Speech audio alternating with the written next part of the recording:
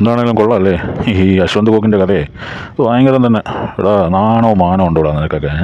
ഒരു movie review ചെയ്തിട്ട് movie പോയി കണ്ടിട്ട് റിവ്യൂ ചെയ്യുമ്പോൾ അതിൻ്റെ ഇടയിൽ കുറേ കാശ് കിട്ടുന്നുണ്ട്, അത് മേടിച്ച് ഞണ്ണിയാൽ പോരെ നിനക്കൊക്കെ? പോരാത്തതിന് ഇങ്ങനെ 5 ലക്ഷവും 1 ലക്ഷവും 3 ലക്ഷവും ഒക്കെ മേടിച്ച് കൂട്ടുകയാണല്ലേ. ഈ കാശൊക്കെ എവിടെ കൊണ്ടുപോയിക്കൂടാ യശ്വന്ത് കോക്ക് നീയൊക്കെ? നാണോ മാനോ ഇല്ലാത്തവൻ. അയ്യയ്യേ, അത് കളിച്ചത് ആരുടെ അടുത്താ? ഇപ്പോൾ കളി പഠിപ്പിച്ചല്ലോ. സുരേഷ് ഗോപി സാറിൻ്റെ മോൻ്റെ അടുത്താണ് എൻ്റെ കളി. പണി കിട്ടിയല്ലോ. എന്താണേലും കൊള്ളാം. 1 ലക്ഷം രൂപ സിനിമയുടെ റിവ്യൂ പറയാൻ 4.5 കോടി മുടക്കിയ പടമാണ്. അതിനെ ഈ 1 ലക്ഷം തന്നില്ല എന്ന് പറഞ്ഞ് പൊളിച്ചളഞ്ഞു. എന്താ പറയുക. അതേപോലെ ഉണ്ണി വ്ളോഗ് ഇതുപോലെ കുറേ എണ്ണം ഉണ്ടെന്നേ. ഇത് റിവ്യൂ പറഞ്ഞിട്ട് ഇതിന് കിട്ടുന്ന ഈ കാശ് കൊണ്ട് ഇവന്മാർക്ക് ജീവിച്ചാൽ പോരാ. ഇവന്മാരാണെങ്കിൽ ഒരു നാണോ ഇല്ലാത്തവന്മാർ. അയ്യയ്യേ, ഞാനിപ്പോൾ എൻ്റെ ഫേസ് കാണിച്ച് വീഡിയോ ചെയ്യുന്നില്ല. അപ്പോൾ അത് മോശം പരിപാടിയാണ്. എന്നാലും എനിക്ക് അങ്ങനെ വീഡിയോ ഒക്കെ ചെയ്യാനുള്ള സാഹചര്യങ്ങളൊന്നുമില്ല. നമ്മൾ പാവപ്പെട്ടവനാണ്. അല്ലാതെ ഈ യശ്വന്ത് കോക്കോ സീക്രട്ട് എന്നെ പോലെ മറ്റേ കളറായിട്ടുള്ള കാറും കാര്യങ്ങളൊന്നും നമ്മുടെ കയ്യിലില്ല. നമ്മൾ വേസ്റ്റ് ആയതുകൊണ്ട് തന്നെ നമ്മുടെ കയ്യിൽ കാശില്ല. അപ്പോൾ നമ്മൾക്ക് പറ്റുന്ന രീതിയിൽ ഇതുപോലെ ഞാൻ ഒരു വീഡിയോ ഇറക്കുന്നു. എന്നാൽ ഈ യശ്വന്ത് കോക്കെ ഒരു നാണോ ഇല്ലെന്നുള്ളതാണ്. 1 ലക്ഷം രൂപയാണ് ചോദിച്ചിരിക്കുന്നത്. അതിന് എന്നിട്ടൊരു വീഡിയോ ഇട്ടിരിക്കുക ഇപ്പോൾ പുള്ളി വന്നിട്ട് തെളി കൊണ്ടോടാ. പക്ഷേ യശ്വന്ത് കോക്കിൻ്റെ അവസാനത്തെ അഭിനയം കാണാൻ നല്ല രസമുണ്ടായിരുന്നു കേട്ടോ. വാടാ ഐ എം വെയിറ്റിംഗ് എന്നൊക്കെ പറയുന്ന പോലെ. എൻ്റെ ബോയ് മാധവ് സുരേഷ്, നിങ്ങൾക്ക് പറ്റിയ പണി എന്താണെന്നറിയാമോ? നിങ്ങൾക്ക് പറ്റിയ പണി കടയോ എല്ലാം മറ്റേ സംഭവങ്ങളൊക്കെ പോയി ഉദ്ഘാടനം ചെയ്യുക, പിന്നെ കുറച്ച് ഫിഷിങ്, മറ്റേ വ്ളോഗിങ്, അങ്ങനത്തെ കാര്യങ്ങളിലൊക്കെ പോവുക.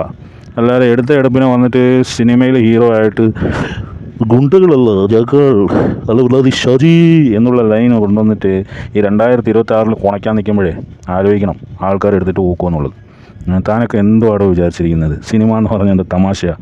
അല്ല, പണ്ടത്തെ ആൾക്കാർ പറയുന്നത് കേട്ടുണ്ട്. മറ്റേ സത്യൻ മാഷ്, മറ്റേ പ്രേം നസീർ, ബാലേന്ദ്ര മേനോൻ്റെയൊക്കെ മൂത്രം കഴുകി കുടിക്കടാ നീയൊക്കെ, അവൻ്റെ കാല് കഴുകി കുടിക്കടാ നീയൊക്കെ. എന്നാലെങ്കിലും നിനക്കൊക്കെ കുറച്ചെങ്കിലും അഭിനയവും മറ്റേ സിനിമ എന്ന് പറഞ്ഞാൽ എന്താണെന്നുള്ളത് വരുമോ എന്നുള്ളത് നോക്കാം. മെത്തേഡ് ആക്ടിങ് അല്ല, ആക്ടിങ് ഇസ് റിയാക്ടിങ് എന്നൊക്കെ പറഞ്ഞ് ഈ ഓരോ സിനിമകളിൽ കേട്ടിട്ട് പിന്നെ അപ്പൻ്റെ പിൻബലവും കൊണ്ട് വന്നിട്ട് നീയൊക്കെ വന്ന് കുണയ്ക്കാൻ നിൽക്കുന്ന യശ്വന്ത് കോക്ക് 1 ലക്ഷം ചോദിച്ചു. 1 ലക്ഷം തരാത്തതുകൊണ്ട് അവൻ മുക്കിക്കളഞ്ഞു പടത്തിനെ.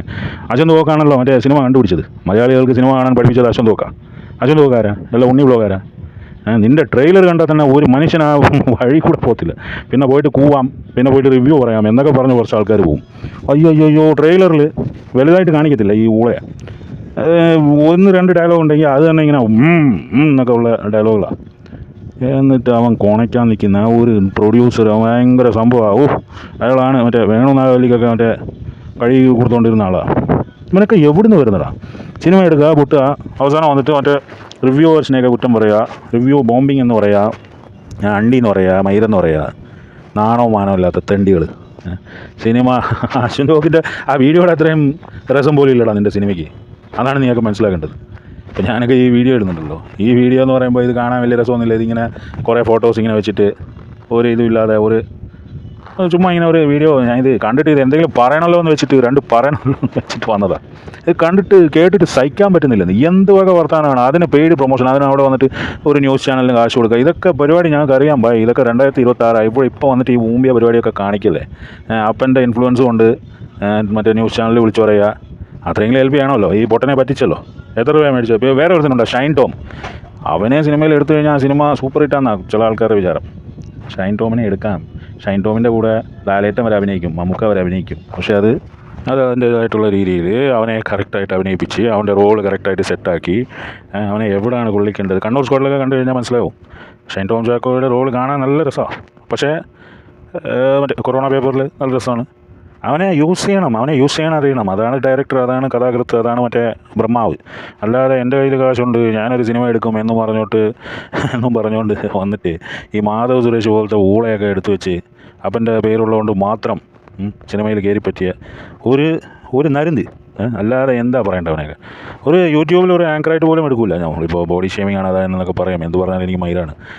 അപ്പോൾ അങ്ങനത്തെ ഒരാളെ എടുത്തുകൊണ്ട് ഉടനെ അങ്ങ് സിനിമ ഹിറ്റാവും. കോമാട്ടിക്കളിയോ എൻ്റെ വേറെ ഒരു പടമുണ്ട്. അയ്യോ എല്ലാം മറ്റേ യശ്വന്ത് കോക്ക് പറയുന്ന പോലെ മലങ്കൾട്ടാണ്. തീട്ടപ്പടം എന്ന് പറഞ്ഞാൽ ഒരു അങ്ങ് തൂറി വെക്കാണ് വന്നിട്ട് സിനിമ എന്നും പറഞ്ഞുകൊണ്ട് 2.5 മണിക്കൂർ നമ്മളെ പിടിച്ച് ഒരു അപരാധം അങ്ങ് കാണിച്ചിട്ട് നീ കാശ് വന്നിട്ട് പൊക്കോണം എന്ന് പറയാൻ ഇതെന്തോടെ ഇതെന്തോ ഒരു നാണവും മാനവും ഒരു മറ്റേ ന്യായവും നീതിയും അങ്ങനത്തെ സംഭവങ്ങളൊന്നും ഇല്ല ഈ നാട്ടിൽ. ശരിക്കും പറഞ്ഞാൽ എൻ്റെ ഒരു അഭിപ്രായത്തിൽ ഇവൻ്റെയൊക്കെ സിനിമ കൊള്ളില്ലെങ്കിൽ ടിക്കറ്റ് റീഫണ്ട് എന്ന് പറഞ്ഞൊരു സിസ്റ്റം വെക്കണം. അപ്പോൾ തന്നെ ആൾക്കാർ, പക്ഷേ അതൊന്നും സാധ്യമല്ല. എന്നാലും എന്താണേലും കൊള്ളാം കേട്ടോ ഈ ഊള മാധവ് സുരേഷ്. ഈ പടത്തിന് എന്താ റിലീസ് ചെയ്യാൻ പോകണമെന്നോ എന്താ ഉണ്ടാക്കാൻ പോകണം. ആ ഡയറക്ടർ മറ്റേ അവൻ ശരിക്കും പൊട്ടനാണോ അതോ മറ്റേ ഐഡിയ ഇറക്കുന്നതാണോ എന്നറിയില്ല. ഇതിപ്പോൾ റിലീസ് ചെയ്ത് കഴിഞ്ഞാൽ ഇപ്പോൾ ഇത്രയും കുറച്ചൊരു ഹൈപ്പ് കൊടുത്തല്ലോ, അപ്പോൾ അതിന് വേണ്ടി കുറച്ച് ആൾക്കാർ കാണാൻ പോകും. അപ്പോൾ പറയും കണ്ടോ